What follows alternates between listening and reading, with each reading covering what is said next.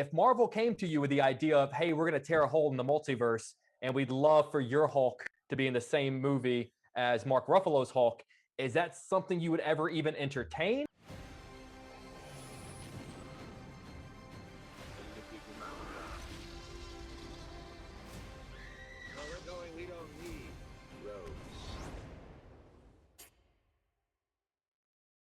Hi, Jake.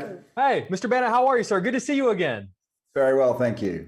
I'm going to jump right into this because I got a ton of questions for you. It's really interesting, with a character like this one, someone who kind of looks at these sort of unspeakable crimes, he kind of has to reverse engineer tragedy and look at the world differently. And I've always wondered that, since you have to do that as an actor for the character, you submerged yourself in this genre, does it change how you watch other movies and TV shows sort of within this crime genre? Are you now too good at it? Do you understand it too much? Like, do you watch like Mayor of Easttown or Seven and within 5 minutes go, oh, I got it figured out. I know what happened.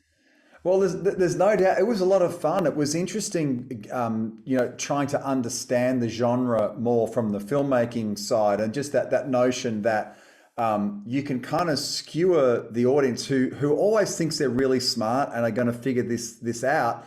The more focus you put on someone, you could put all the focus on the actual person, and our instinct is, it can't be that person. I know what they're trying to do. So it's really interesting in the edit of the film, changing the shape of it, and getting to understand. But I think when it's done right, it's still really hard to work out who the person is. You're absolutely right, and I obviously don't want to give too much away, but you're spot on with that. To that point, you have had to research a lot of different professions to prepare for different roles in your career, and I was wondering, what is the profession that you've studied and prepared for as an actor that most came natural, to the point where you kind of thought, if I weren't an actor, I might actually be able to do this? Well, I really enjoy daytime exteriors. So I think as weird as this, as weird as this, I hate being in a studio. So as weird as this sounds, playing Hector of Troy and being on a horse and being outside and doing all those epic battle scenes felt really, really amazing. And whilst I have nothing in common with Hector whatsoever on every level, it was probably the most pleasurable and the one that I enjoyed the most from that, from that standpoint. A few days ago, I interviewed, and these movies are completely different, and I'm not trying to compare them. I interviewed the director of the new Saw movie, and he talked about how meticulous he has to be with his actors about the wording in a script, because one word put in front of the other could screw up the ending and what they're going for, or it could accidentally reveal something they don't want to reveal. And so with that thought in mind, I'm sort of curious, when you're reading the lines for a story like this, do you have to be meticulous about an emphasis you put on a particular word, or like if you want to ad lib a little bit, because you got to make sure, to your point, that you don't tip your hat too much in one direction or the other? Yeah, it was something to be aware of. I really like to be as free as possible within the scene, and Robert Connolly, our director, does this amazing job of making the actors feel really comfortable and as though they're contributing something. So yes, there were plenty of times when you had to be absolutely perfect about what you're saying, but around that, you has to be truthful. It can never look like people are trying to remember the specific nature of their lines and so forth. And this film it's very atmospheric, has a lot of air around it, and it lives and breathes by making you feel as though you are in this town and that you're trapped. This movie starts with a concept that I absolutely adore, which is a man goes home. A man returns to his hometown. I'm from a small town, so I've always been attracted to that idea. And so I was sort of curious, what sort of reception do you get when you go home? When you walk into your old grocery store or walk down the street of your old neighborhood, are they impressed with like who Eric Bana has become? Or is it just like, oh, there's Eric? They're not impressed at all, because I've always lived here. I never feel like I'm returning home, even if I come back after doing a film or so forth. So I'm part of the furniture here, so I don't get treated special at all, which is probably a good thing. So it's interesting. My friends very much keep me down to earth. But I do love I love what you're saying in terms of the notion, and in our film, that's what happens. It has a feeling of like someone having to go to a school reunion they don't want to, right? And in this case, Aaron is returning for the funeral of his best friend after 25 years. And we get the feeling straight away that he's not welcome and we spend the film understanding the reasons for that. But I think it's a feeling everyone can relate to. Going back to a place that you've left behind or that you've moved away from, which is far more common in America, I guess, because of your college system, and you just have more towns, right? So it's more common in America, I think, to have that than it is here in Australia.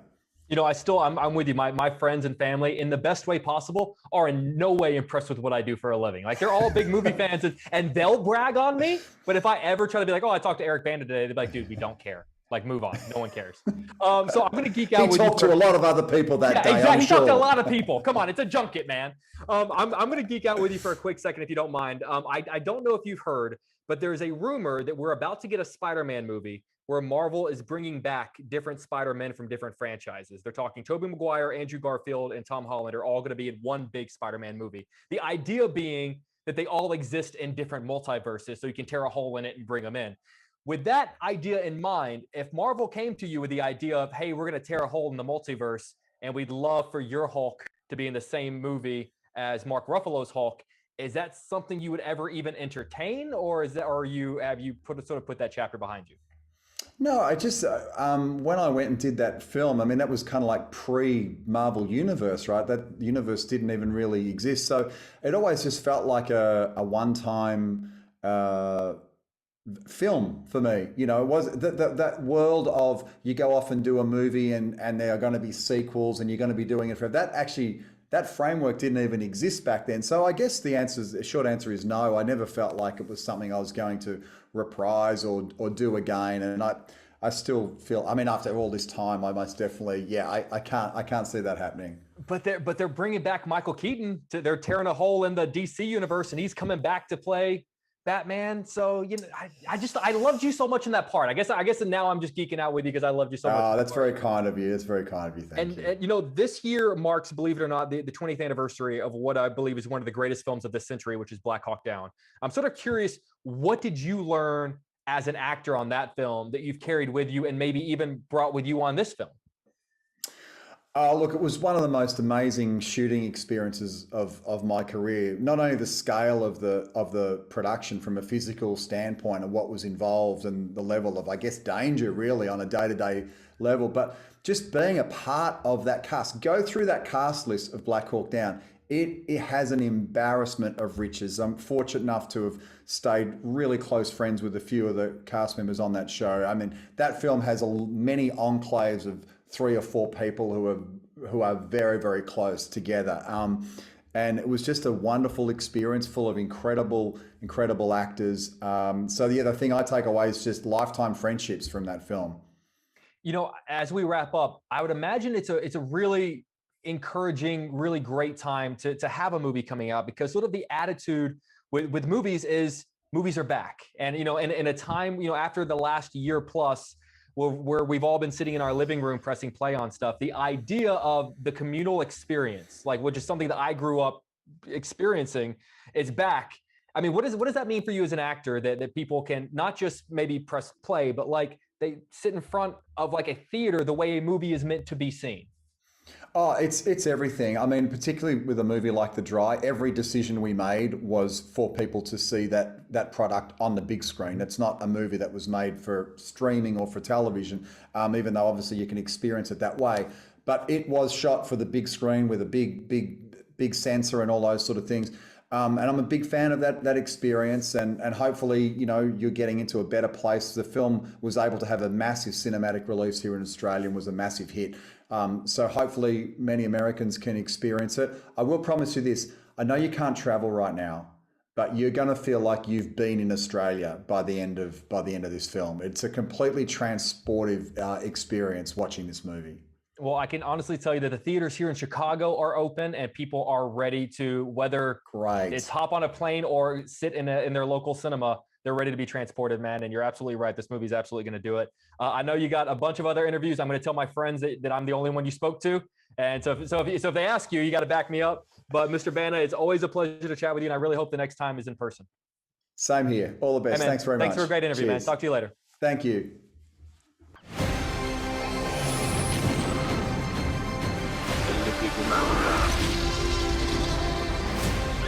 Where we're going, we don't need roads.